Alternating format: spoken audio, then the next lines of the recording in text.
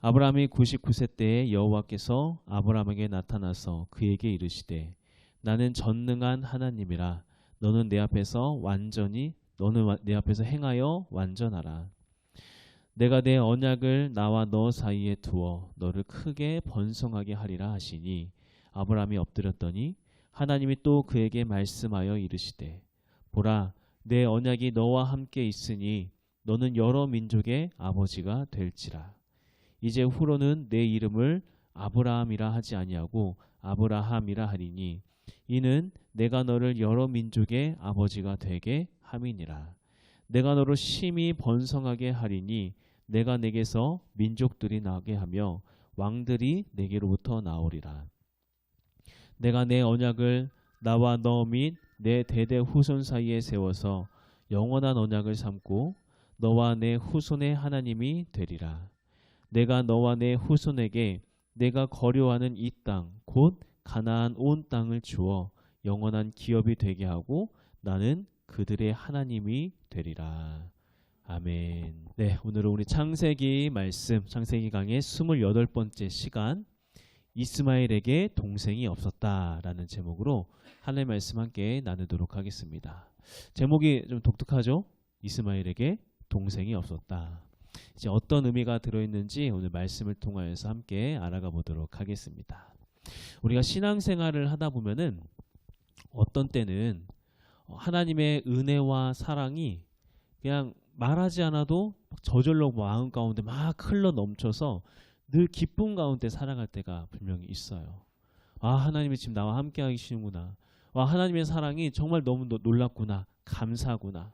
이렇게 하나님의 사랑이 넘쳐날 때가 있는데 또 항상 그런 것만은 아니라는 거예요.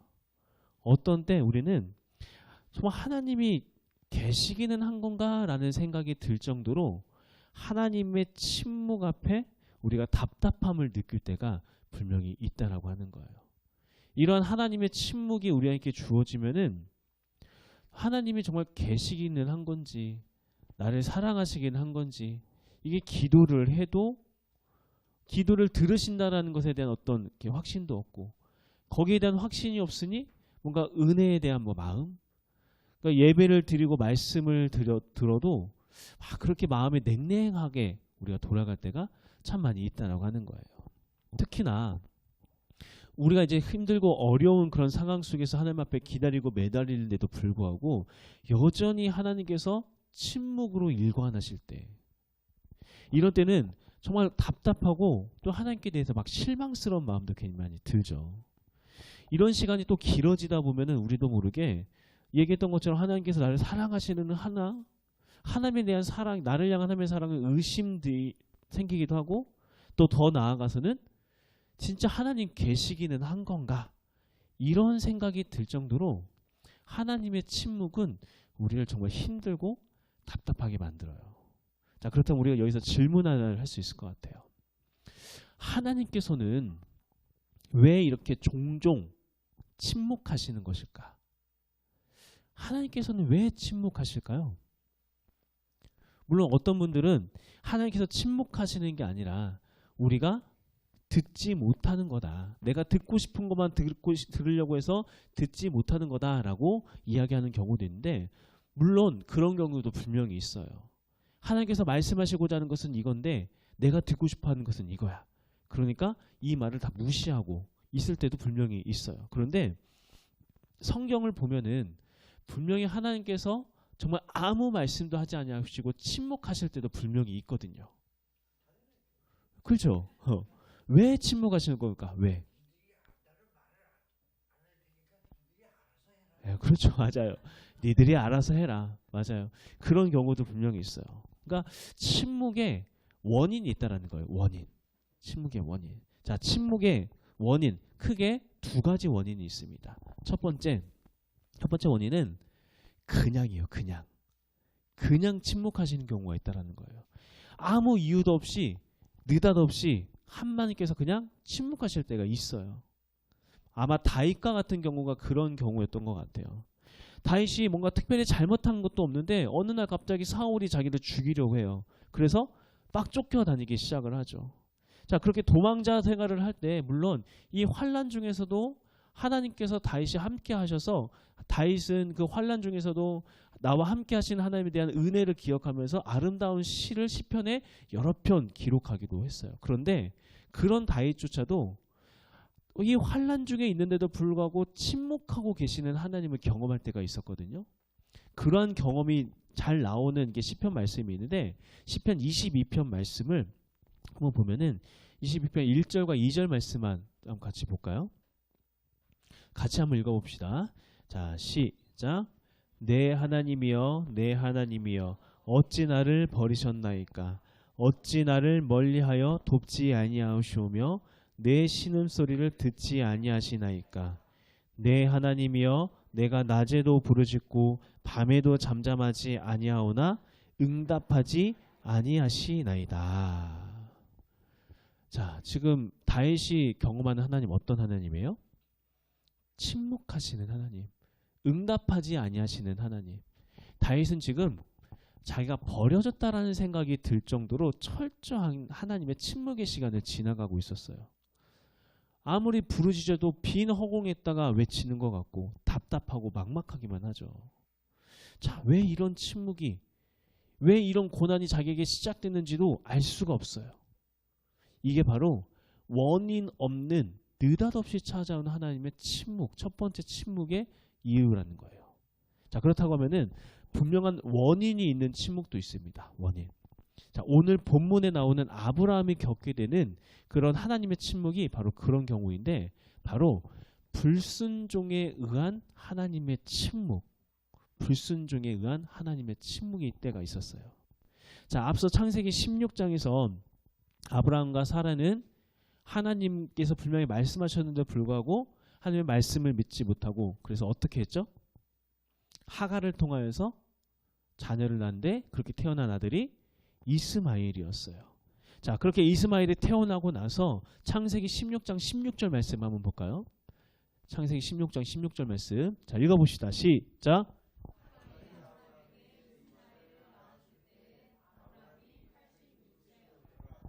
자, 이스마엘을 낳을 때 몇 살? 86세. 자, 그리고 이제 오늘 본문 말씀 창세기 17장 1절 말씀을 보면은 아브라함이 99세 때에 여호와께서 아브라함에게 나타나셨어. 자, 아브라함이 몇 살 때, 몇 세가 돼서 하나님께서 다시 아브라함에게 나타나셨대요? 99세. 자, 그렇다면은 자, 앞에서 이스마엘이 태어날 때가 86세였어요. 그게 16장이 끝이었어요. 그리고 17장 처음 시작 1절에서 아브라함이 99살이 됐을 때 나타나셨어요. 그렇다면 이 시간의 갭이 지금 몇 년 차이가 나는 거예요? 맞아요. 13년 동안 하나님께서 아브라함에게 말씀하시지도 않고 나타나지도 않으셨다라고 이야기를 하는 거예요. 하나님께서 침묵하셨다는 거죠. 왜 침묵하셨을까요? 여기서 하나님께서 침묵하셨던 원인은 뭐예요? 아브라함이 불순종했기 때문에. 불순종이 침묵의 원인이 되었습니다. 자, 그렇게 이 불순종에 의한 하나님의 침묵이 우리에게 임할 때는 우리는 그 어느 때보다도 큰 좌절감과 또 큰 괴로움에 빠질 때가 참 많이 있어요. 그러니까 막 심각한 죄책감에 막 빠질 때도 분명히 있죠. 내가 잘했어야 하는데 내가 똑바로 못해가지고 하나님께서 화나셔서, 하나님께서 막 분노하셔서 지금 나한테 아무 말씀도 안 하시는구나. 막 그러면서 하나님께서 지금 나를 버리신 건 아닐까? 하나님께서 나를 더 이상 나를 돌아보지 않고 나를 포기한 건 아니실까? 어떻게 하나님을 내가 달래드려야지? 어떻게 하나님의 마음을 내가 다시 풀어드릴 수 있지? 이런 생각을 하게 되는 경우가 참 많이 있어요. 우리의 불순종으로 인한 하나님의 침묵이 이어질 때. 자, 그런데 우리가 잘 생각해 보세요. 정말 하나님께서 우리가 불순종했을 때 그 불순종한 모습을 딱 보시면서 하나님께서 마음이 삐져서 우리한테 침묵하고 막 계시는 걸까요? 우리는 막 그러잖아요. 우리 뭐 성도님들은 서로 막 부부싸움 같은 거 절대 안 하시겠지만 다른 게 집 안에서 막 부부싸움 막 하면은 서로 서운한 마음에 막 삐져갖고 아무 말도 안 하고 흥 하면서 이렇게 콧바람만 팍 하고 이렇게 서로 삐지고 막 그런 경우 많이 있잖아요. 하나님도 그러면은 지금 삐져가지고 불순종했는데 삐져가지고 지금 아무 말씀도 안 하시고 침묵하신 걸까요? 어떠실 것 같아요? 야, 내가 너희한테 어떻게 해줬는데 내가 너희한테 해준 게 지금 얼마인데 지금 나한테 내 말도 안 듣고 어쩜 이럴 수 있어 하면서 막 하나님께서 삐져 계실까요? 그러실 것 같죠? 네. 근데 하나님은 우리가 생각하는 거죠. 그렇게 속 좁고 이게 옹졸하신 분이 아니라고 하는 거예요. 하나님은 삐져서 침묵하시는 게 아니라는 거죠. 우리는 막 그런 하나님께서 삐졌기 때문에 지진도 내리고 천둥번개도 치고 침묵도 하시고 이런다고 생각해서 계속 하나님의 마음을 어떻게든 막 달래주려고 어떻게 하나님의 마음을 달래주지? 라고 하면서 하나님의 마음을 풀어줄 생각을 막 하고 있는데 하지만 하나님은 우리가 생각하는 것처럼 그렇게 유치하고 속 좁은 분이 아니라고 이야기하는 거예요.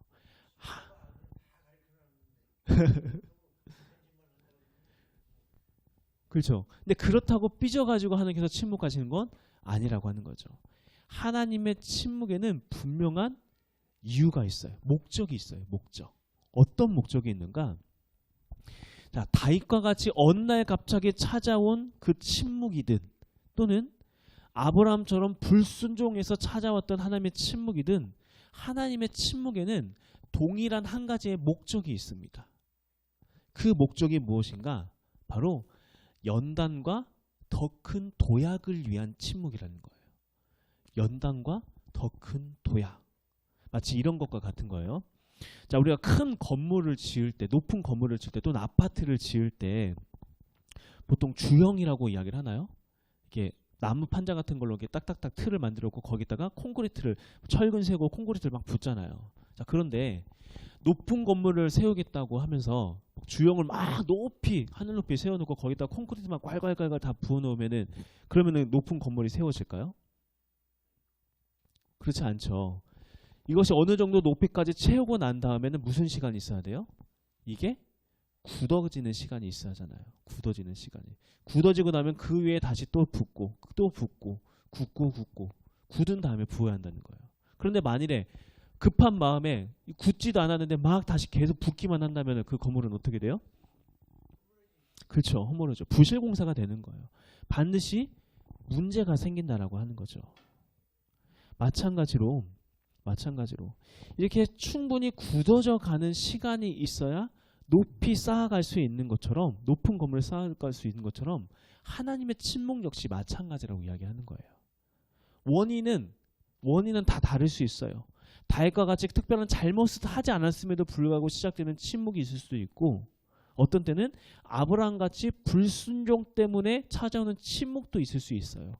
하지만 원인이야 어쨌든 우리에게 찾아온 모든 침묵의 목적은 다 동일합니다. 우리를 벌주기 위해서가 아니라 더 높이 쌓기 위해서, 더 튼튼하게 쌓기 위하여서 굳어지는 시간을 우리에게 허락하셨다는 거예요. 바로 그게 이 침묵이 바로 연단과 큰 도약의 목적이었다라고 이야기하고 있는 겁니다. 자, 그렇기 때문에 우리는 우리의 신앙 속에서 찾아오니 하나님의 침묵 시간이 찾아왔을 때 괜한 죄책감에 막 그리고 조급함을 가질 필요가 전혀 없다라고 하는 거예요. 내가 뭔가 잘못해서 하나님께서 아무 말씀 안 하시는 거 아니야? 죄책감에 막 이게 막 부들부들 떨면서 그러고 있을 이유가 없다라고 하는 거죠. 오히려 우리는 이런 영적인 공백기를 딱 만났을 때 이 가운데서 부정적으로 여기면서 좌절하고 낙담할 것이 아니라 성령님께 의존하면서 또 다른 그 다음에 영적인 도약을 우리가 준비하는 기간으로 삼아야 돼요. 이 다음에 하나님께서 어떤 영적인 도약을 나에게 이루어 줄 것인가.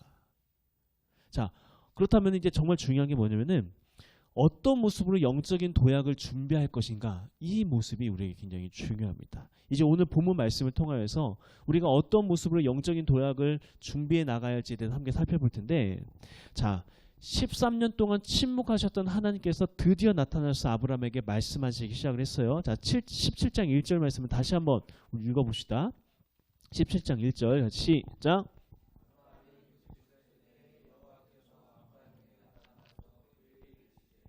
나는 전능한 하나님이라 내 앞에서 행하여 완전하라. 자, 13년 만에 나타난 하나님께서 아브라함에게 명령하신 거, 나는 전능한 하나님이라, 전능한 하나님이라 라고 말씀하세요. 특별히 여기서 전능한 하나님으로 하나님께서 계시하신 이유는 아브라함과 사라의 마음에 전능하신 하나님에 대한 믿음이 없었거든요. 없었기 때문에 그 불안한 마음에 하갈을 통하여서 자녀를 낳게 되었던 거죠. 그러니까 그들의 먼저 잘못된 것에 대해서 말씀을 하셨어요.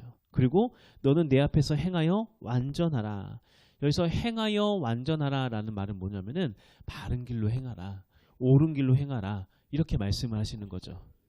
네, 그렇죠. 옳은 길로 행하라. 자, 이러한 하나님의 말씀을 딱 듣고 그 자리에서 아브라함이 어떻게 했는가? 자, 3절 말씀입니다. 3절 말씀 읽어봅시다. 같이 시작.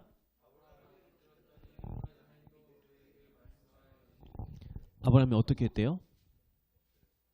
엎드렸대요. 엎드렸대. 자, 그런데 여기서 말하는 아브라함의 이 엎드림은 단순히 물리적인 엎드림만을 의미하는 게 아니에요. 이 아브라함의 엎드림에는 여러 가지 의미가 들어있습니다. 어떤 의미가 들어있는가? 자, 앞서 분명 아브라함과 사라는 분명히 하나님 앞에 죄를 지었어요. 그렇죠? 하나님의 말씀을 믿지 못하고 자기들의 방법을 통해서 하갈을 통하여 이스마엘을 낳게 되었습니다. 자, 그런데 이렇게 하갈을 통하여서 이스마엘을 낳았다고 하면 지금 아브라함에게 어떤 자식을 낳는 생식 능력의 이상이 있다라는 거예요? 없다라는 거예요? 자, 다시 잘 생각해 보세요. 하갈을 통하여서 아브라함이 하갈을 들어가서 이스마엘이 나왔어요. 그렇다고 하면은 지금 아브라함에게 생식 능력에 문제가 있다는 거예요? 없다는 거예요? 없다는 거죠. 그러니까 내가 고자라니 이게 아니라는 거예요. 아브라함은 고자가 아니라 생식 능력이 건강한 사람이었다라고 하는 거죠. 자, 그렇다고 하면 당시 고대 사회에서는 자식을 무조건 많이 낳는 게 그게 경쟁력이고 힘이고 능력이었거든요. 그렇잖아요. 그래서 빨리 그 무리를 키워나가는 게 그게 힘이었다고요. 그렇다고 하면 우리가 상식적으로 생각을 했을 때 아브라함의 생식 능력에는 문제가 없어요. 그리고 하갈을 통하여서도 자식을 낳을 수 있다는 게 증명이 되었어요. 그렇다고 하면은 어떻게 하는 게 맞는 거예요? 당시의 상식을 생각한다면 하갈을 통해서라도 계속해서 자녀들을 출산해서 그 자녀들이 계속해서 나와서 힘을 키워나가는 게 상식적으로 맞는 거잖아요. 그렇죠. 그러니까 그게 이치상 맞는 거예요. 그게 힘이고 능력이고 살아가는 방법이기 때문에, 그게 경쟁력이기 때문에. 자, 그런데 지난 그 13년의 하나님의 침묵의 시간 동안 이스마엘의 동생이 태어났다는 말이 있나요? 없나요? 이스마엘의 동생이 태어났다는 말은 나오지 않아요. 이게 바로 오늘 본문 3절에서 이야기하는 아브라함의 엎드림이라고 이야기를 하는 거예요. 비록 한 번 넘어졌어요. 하나님 앞에 불순종했어요. 하나님 앞에 죄된 모습을 보였어요. 믿음이 흔들려서 하나님을 믿지 못해서 자기의 방법으로 이스마엘을 낳았어요. 이스마엘을 낳은 후에 아브라함은 알았을 거예요. 아, 이건 하나님의 뜻이 아니었는데, 아, 이건 하나님의 방법이 아니었는데. 그것을 깨달았어요. 그리고 나서 그 깨달음이 있은 후에 아브라함은 다시 하갈에게 들어가지 않았습니다. 똑같은 잘못을 저지르지 않고 아브라함은 어떻게 했는가? 하나님의 침묵에 발맞추어 아브라함 또한 기다리고 또 기다리는 이 침묵의 시간을 가졌다는 거예요. 이게 바로 아브라함이 엎드렸더니라는 말이 가지고 있는 진짜 의미라고 이야기하는 겁니다. 자, 그렇게 하나님과 함께 침묵의 시간을 가졌던 아브라함. 아, 이렇게 됐으니까 이 방법이 있었구나라고 하면서 그 방법을 따라가는 것이 아니라 하나님의 뜻에 다시 한번 똑같이 침묵하기로 결정하고 13년이라는 시간을 기다렸던 이 아브라함, 그렇게 완전히 하나님 앞에 엎드려진 아브라함을 보고 하나님께서 말씀하시기 시작을 하시는 거예요. 4절과 5절 말씀, 4절과 5절 읽어봅시다. 자, 시작. 보라, 내 언약이 너와 함께 있으니 너는 여러 민족의 아버지가 될지라. 이제 후로는 내 이름을 아브라함이라 하지 아니하고 아브라함이라 하리니 이는 내가 너를 여러 민족의 아버지가 되게 함이니라. 자, 하나님께서 아브라함의 이름을 아브라함으로 바꿔주시죠. 본래 아브라함이라는 의미는 높은 아버지, 그러니까 어느 한 부족의 큰 위대한 아버지라는 의미를 가지고 있어요. 한 가문의 큰 아버지다. 자, 그런데 새로 바뀐 이 아브라함이라는 말의 이 이름에는 어떤 의미가 들어있다고 하고 있죠? 여러 민족의 아버지가 될 것이다. 우리가 그 전에 번역된 성경에서는 열국의 아비가 될 것이다. 하나님께서는 아브라함을 더 큰 믿음의 사랑으로 지금 어떻게 하시는 거예요? 도약시키고 계시는 거예요. 침묵 뒤에 하나님께서 이렇게 도약을 시키고 계신다는 거죠. 이렇게 완전한 엎드림의 시간을 통과한 아브라함을 하나님께서 더 크게 사용하실 것이라고 말씀하고 있는 것입니다. 더 나아가서 6절과 7절 말씀, 6절과 7절 읽어봅시다. 시작. 내가 너로 심히 번성하게 하리니 내가 내게서 민족들이 나게 하며 왕들이 내게로부터 나오리라. 내가 내 언약을 나와 너 및 내 대대 후손 사이에 세워서 영원한 언약을 삼고 너와 내 후손의 하나님이 되리라. 이전과는 다르게 하나님께서 아브라함에게 주실 복을 구체적으로 말씀하기 시작을 합니다. 왕들이 내게로부터 나올 것이다. 너희 후손 대대로 내가 영원한 언약을 삼고 내 후손의 하나님이 될 것이다. 침묵 뒤에 오는 이 영적인 도약에 대해서 하나님께서 계속해서 구체적으로 말씀하고 계신다는 거죠. 이게 바로 하나님의 침묵의 진정한 목적이라고 이야기하는 거예요.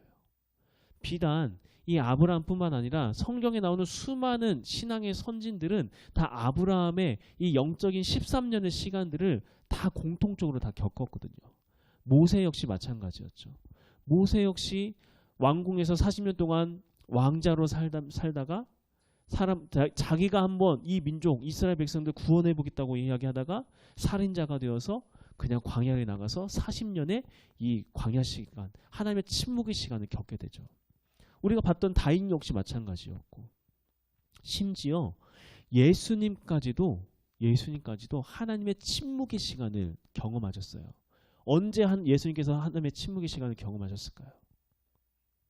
십자가 위에서 하나님이 어찌하여 나를 버리시나니까 철저하게 응답하지 아니하시는 그 하나님의 부재의 시간을 예수님 동안 겪으셨다라고 하는 거예요. 자, 예수님께서는 이 침묵의 시간을 어떻게 보내셨을까요? 하나님의 뜻에 따라서 예수님께서는 죽음으로 그 침묵을 응답하셨어요. 침묵에. 죽음으로까지 완전히 엎드림의 그 모습을 예수님께서 보이셨다라고 하는 거죠. 하나님께 침묵이 일어났을 때 내 뜻으로 내 방법으로 십자가를 벗어나려고 하는 것이 아니라 완전한 침묵으로 죽음으로까지 내려가는 그 엎드림으로 하나님 앞에 응답해 드렸다는 거예요. 그렇게 했더니 예수님에게는 어떤 일이 일어나는가? 우리 빌립보서 2장 5절에서 11절 말씀이 좀 길지만 우리 중요한 말씀이기 때문에 같이 한번 쭉 읽어볼게요. 빌립보서 2장 5절에서 11절 말씀 천천히 한번 읽어봅시다. 자, 시작. 너희 안에 이 마음을 품으라. 곧 그리스도 예수의 마음이니 그는 근본 하나님의 본체시나 하나님과 동등됨을 취할 것으로 여기지 아니하시고 오히려 자기를 비워 종의 형체를 가지사 사람들과 같이 되셨고 사람의 모양으로 나타나사 자기를 낮추시고 죽기까지 복종하셨으니 곧 십자가에 죽으심이라. 이러므로 하나님이 그를 지극히 높여 모든 이름 위에 뛰어난 이름을 주사 하늘에 있는 자들과 땅에 있는 자들과 땅 아래에 있는 모든들로 모든 무릎을 예수의 이름에 꿇게 하시고 모든 입으로 예수 그리스도를 주라 하시나요 하나님 아버지께 영광을 돌리게 하셨느니라. 아멘. 하나님께서는 그 십자가에서 완전히 엎드려지신 그 예수님을 보시면서 오랜 침묵을 깨시고 그를 지극히 높여 모든 이름 위에 뛰어난 이름을 주셨다라고 말씀하셨어요. 이전에는 이 갈릴리 지역, 이 팔레스타인 지역 안에 머물러 있었던 그 예수의 이름이 높이 들려져서 지금 오늘날 우리에게까지 울려 퍼지고 있다라고 하는 거예요. 예수님의 영적인 도약이 이 오랜 침묵과 엎드림을 통과하고 난 후에 그렇게 이루어졌다고 오늘 말씀하고 있는 것입니다. 그 영광의 빛이 오늘 우리에게까지 비춰지고 있는 거죠. 이야기했던 것처럼 여기 앉아 계신 우리 모든 성도님들도 어떤 분들은 하나님의 침묵의 시간을 통과하면서 그 침묵으로 인하여서 당황하고 답답해하고 계시는 분들 혹시 있을지 몰라요. 또 어떤 분들은 그 침묵의 원인이 혹시 내 죄 때문은 아닌가? 내가 뭐 잘못해서 그런 거 아닌가? 나의 불순종 때문에 그런 건 아닌가? 이러한 마음으로 어떠한 죄책감과 불안함에 마음이 더욱더 요동치고 괴로워하고 계실 분들 혹시 있을지도 모르죠. 이유는 다양할 수 있어요. 이유는 다양할 수 있어요. 그냥 느닷없이 찾아온 침묵일 수도 있고 얘기했던 대로 우리의 불순종으로 인해서 찾아온 침묵일 수도 있어요. 하지만 이유, 원인은 그렇게 중요하지 않아요. 진짜 중요한 건 무엇인가? 우리가 반드시 기억해야 할 건 우리를 향한 하나님의 침묵은 우리를 버리겠다라고 하는 하나님의 그런 모습이 그런 뜻이 아니라고 하는 거예요. 침묵의 이유가 뭐라고요? 연단 후에 우리를 더 크게 도약하기 위하여서, 더 큰 도약을 위해서, 우리를 더욱더 새롭게 도약하기 위한 준비 과정으로서 하나님께서 침묵하고 계신다는 거예요. 그렇기에 우리는 이러한 침묵, 하나님의 침묵 앞에서 우리가 취해야 할 행동은 무엇인가? 섣불리 행동하려고 하지 말고 잠잠히 엎드리는 것입니다. 아브라함이 그랬던 것처럼 아브라함이 하갈을 통해서 계속해서 자녀를 키우면서 뭔가 자기 뜻대로 또 다른 어떠한 일을 능력을 발휘하려고 하는 것이 아니라 나의 생각, 나의 방법, 나의 뜻 이런 것들로 뭔가를 이루어내려고 하는 것이 아니라 이스마엘의 동생을 만들려고 하는 것이 아니라 방금 읽었던 빌립보서 2장 8절 말씀에서처럼 사람의 모양으로 나타나사 자기를 낮추시고 죽기까지 복종하셨으니 곧 십자가에 죽으심이라. 죽기까지 십자가 위에 죽으심이라. 죽기까지 엎드려지는 거. 이게 하나님의 침묵 앞에 우리가 취해야 할 온전한 행동이라고 말씀하고 있는 겁니다. 하나님의 침묵에 발맞추어 함께 침묵의 시간을 갖는 거예요. 그러한 엎드림의 모습을 보면서 하나님께서는 반드시 우리를 다시 일으켜 세워서 이전과는 비교할 수 없는 영광의 자리로, 더 큰 도약의 자리로 우리를 반드시 이끌어 주시고 세워 주실 거예요. 특별히 오늘 우리가 성만찬을 받게 되는데 성만찬을 통해서 우리가 다시 한번 기억해야 할 게 뭐냐면은 바로 예수님의 엎드리심이에요. 예수님의 엎드리심.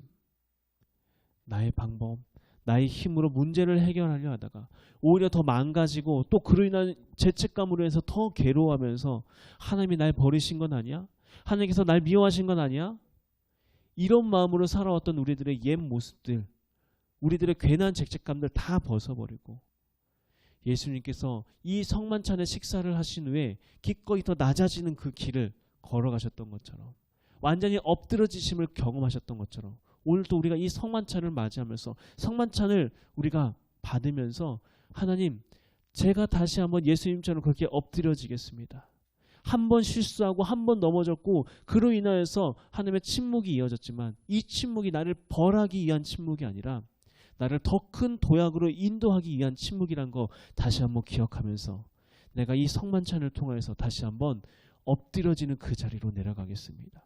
섣불리 행동하지 않겠습니다. 하나님의 때를 기다리겠습니다. 이런 믿음의 각오를 하면서 우리가 성만찬을 받는 거예요. 그렇게 우리가 하나님의 말씀 가운데서 성만찬을 통하고 주의 말씀을 붙들어지면서 엎드러짐을 우리가 선택했을 때 하나님께서 반드시 우리를 일으켜 세우실 겁니다. 반드시 우리를 더 큰 도약의 자리로 우리를 인도해 주실 거예요. 그 영광을 소망하면서 그 영광의 자리에 우리가 하나님께서 우리를 인도해 가실 것을 소망하면서 아브라함의 엎드러짐, 예수 그리스도의 엎드러짐, 그 엎드러짐이 우리들의 가운데 온전히 이루어질 수 있길 간절히 소원합니다.